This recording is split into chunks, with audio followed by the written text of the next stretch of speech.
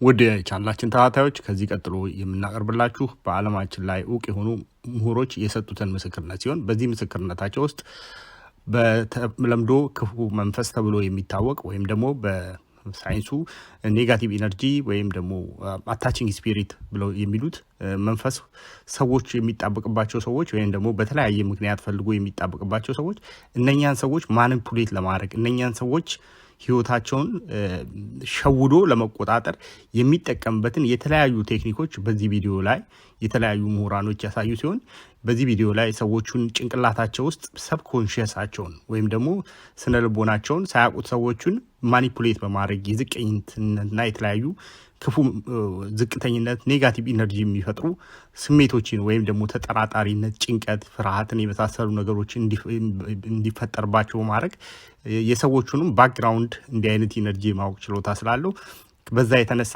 ሱስና የተለያዩ ነገሮችን ተባብሶ በእነኛ ሰዎች ላይ በባህሪ ደረጃ እንዲፈጠር በማድረግ እነኛን ሰዎች እንደገና ራሱ ያዳናቸው ወይም ደግሞ እሱ ብቻ እንትን የሚላቸው እስኪመስላቸው ድረስ በብቻቸውን ጭንቅላታቸውን አታክ በማድረግና በሀሳብ በተለያዩ ነገር በመቅጠት የሚጠቀምበትን የተለያዩ ማታለያ ቴክኒኮች ያሳዩ ሲሆን ይህንም አይነት ሰዎች ላይ አታች የሚያደርጉ ኔጋቲቭ ኢነርጂዎች የሚያደርጉት ነገር በኢትዮጵያ ውስጥ በስፋት ስለማይታወቅ ብዙ ሰዎች ህይወታቸው ሲበላሽ፣ ብዙ ሰዎች በሱስ እንዲሁም ደግሞ በስነ ልቦና በሽታ በየሆስፒታሉ ሲወድቁ እና ሲቸገሩ ይታያል።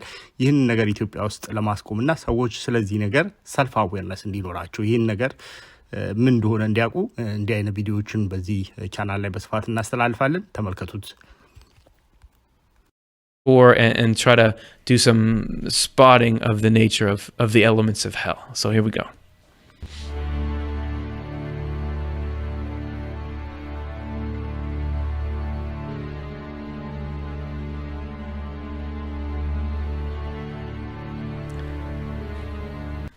This segment, we're going to be looking at, we're calling it Hell Safari, because we're going to look at sort of the nature of hell and the nature of the kinds of thoughts and feelings that would come from hell, because if we're going to do this labeling process, we're going to have to try to do it with an informed perspective. So let's start at the beginning. We have the overall aims of heaven and hell. You said intent, like Jerry said. Okay, what's the intent of heaven? The intent of heaven is to make you profoundly happy forever. The intent of hell, make you miserable and destroy you. And you can choose. You can go with either one, man. But there are some people who would argue one over the other. All right. So those are the overall aims. And so I want to go back to some of our guests and hear people who are dealing with this stuff in real time.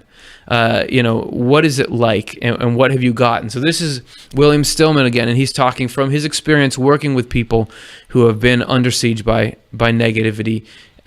And also his own experiences. So this is what I just asked him, what is hell like? Or whatever you want to call it. What's it like? And this is what he had to say. They are masters of deception, and they are very clever manipulators. They're also very insidious in that they operate in a manner that's subliminal, meaning they will attack our subconscious. They'll do that a couple different ways. They will create sleep disturbances, so they will deplete us of mental, emotional, spiritual, and physical energy by creating nightmares or night terrors for us. For the person who is already struggling with their mental, emotional well-being, they will create this mental loop that is repetitive over and over again, that says things like, I'm the only one who really understands you, or I'm the only one that you can trust, I'm your only friend. So they try to engage us in masquerading as something they're not, as masquerading as a comrade or a confidant. Sometimes they'll try to masquerade as a child to elicit our sympathy or our empathy, to align with them. In case you don't think that they really do, well, hopefully you believe Swedenborg or one of the two, because there's the exact same phenomena described in Swedenborg. Secrets or Spiritual Experiences 1283. And I'm trying to look for points of confluence here. So, because if it's the truth, people should be seeing the same thing from different angles and time periods. Because this is Swedenborg talking, we're dropping into the middle of a story where he's interacting with some kind of evil spirit or devil. Because this devil showed himself outwardly as innocent, he revealed his true self to me in a vision of a little child, with a not unhandsome face, carrying some kind of container in his hand. But in his right hand, he held a dagger. Because of that, I was enabled to know at once that his intention was to kill with the poison he carried in the container. And of course, under a guise of innocence. Therefore, such a spirit is immediately exposed, however much he strives to hide himself. In this way, it is also known that he's among the worst, like the one having such a strong poisonous aura. So ignore the references to other characters. We're dropping into the middle of a story. Doesn't make sense. The point is, he was having this interaction, this same kind of, oh, hey, I'm innocent, I'm not going to do anything, was there. I remember Jonathan Rose, who's the editor of the New Translations, once said, for Swedenborg, every day was Halloween. Like Swedenborg had these experiences, that's from his journal of spiritual experiences. He had this incredible stuff happening all the time, and a lot of it was really spooky, just like that. Okay, so just wanted to point that out because it's just what William Stillman was mentioning. So we're going to go back to to William's description of hell. Here it is. But this is how they get their foot in the door. They're very clever and duplicitous in this manner. Once they get their foot in the door, then they scope out our Achilles heel. They'll target our most vulnerable weakness, and they'll begin to prey upon that. So if you have in any of your past history been at all addicted to alcohol, prescription medication, illegal substances, pornography, gambling, binge eating on all the wrong foods, cutting yourself or doing anything that's self-injurious, they will target that and they will begin that repetitive loop that then descends into self-deprecation. You're ugly, you're fat, you're worthless, nobody loves you. It would be so much better for everyone if you just killed yourself.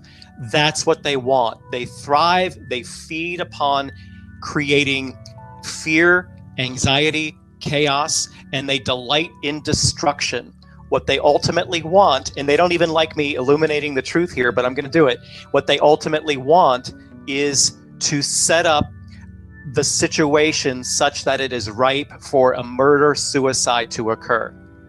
Some of the people watching this show may even know or have been people who were addicted, seriously addicted to cocaine or meth or heroin, or perhaps alcohol. And if you interview those folks who have really struggled in the depths of their darkest days, they will talk about hearing the voices of evil spirits, demons, telling them to harm themselves, telling them to harm other people.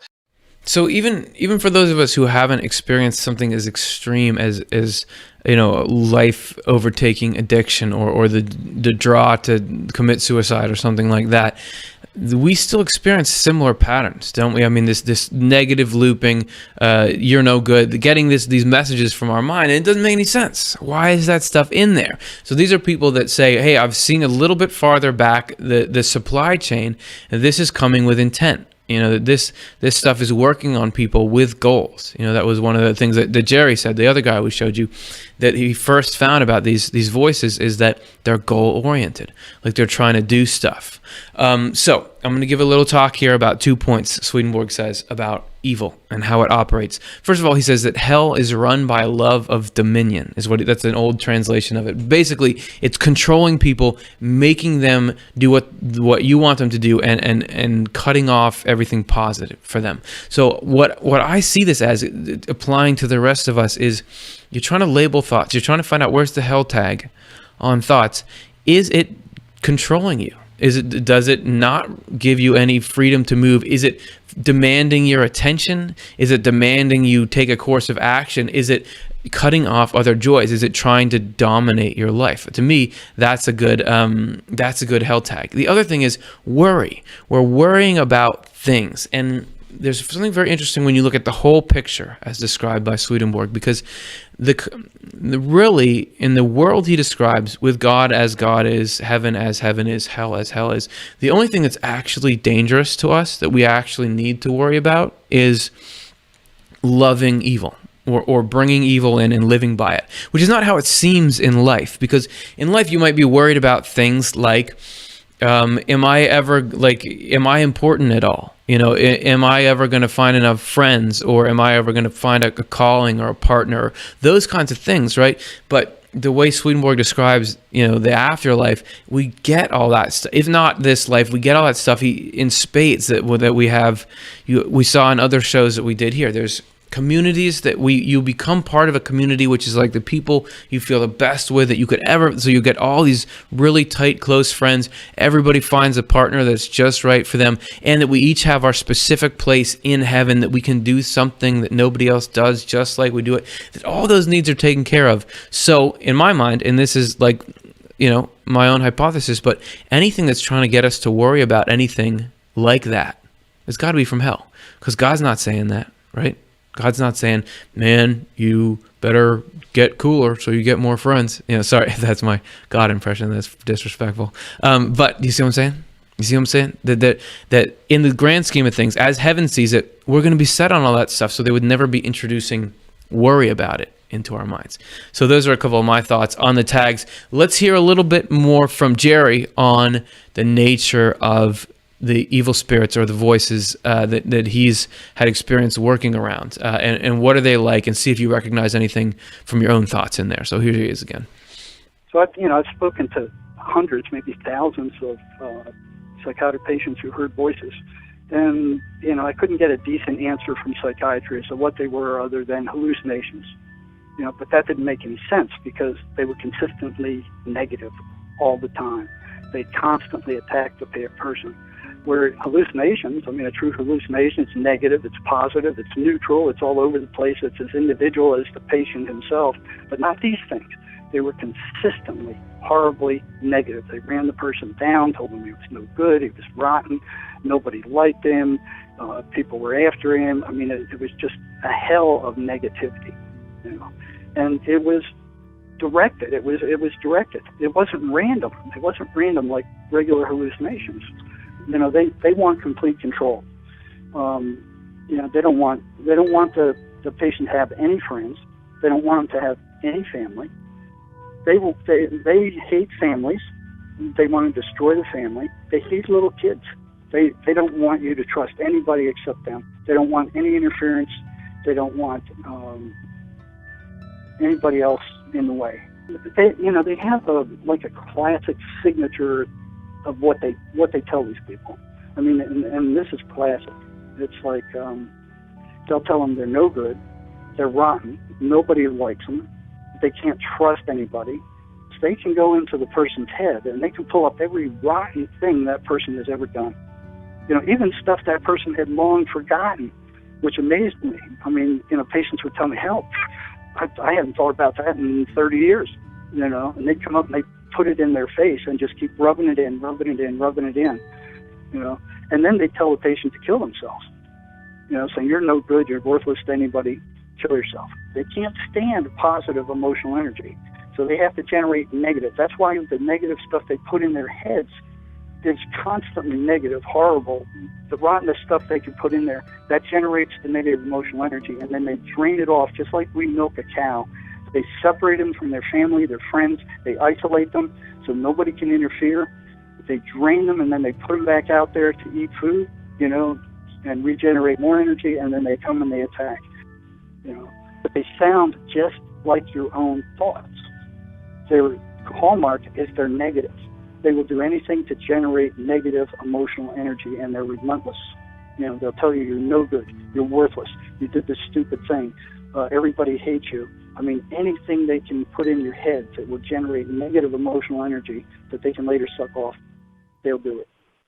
So I don't know about you, but I see a lot of similarities in the descriptions of William, Jerry, and Swedenborg. And this is people in different fields in different parts of the country, different country in Swedenborg's case, different century. But yet, and when I was telling Jerry, I was like, yeah, I'm talking to this guy, William, and he says a lot of the same things as you. And Jerry's like, yeah, the truth. That if everybody's doing gravity experiments on different parts of the planet, they're all going to find the same thing. Are we seeing the same thing here? I don't know, man. I don't know. It's up to you. You're in freedom to decide that. So let's close this segment with something from Swedenborg's Journal of Spiritual Experiences. Oh, this is where he's talking about worry and thoughts, man, because even if you don't hear voices, you're going to have worry and thoughts. So I wanted to put this out because I think it's a very fascinating little anecdote. And so we're dropping right into the middle of something like we do. So he's talking about objects of thought that cause him worry and the spiritual influence on that. So they are any objects of thought, whatever, which, when one is held in them or one's reflection is kept fixed upon them by spirits, create a great deal of trouble, for the most part having to do with one's own affairs, or things that are to come, as is evidenced from much experience. Here he goes into his experience. Whenever I was prompted to think of my little garden, of him who cared for it, of my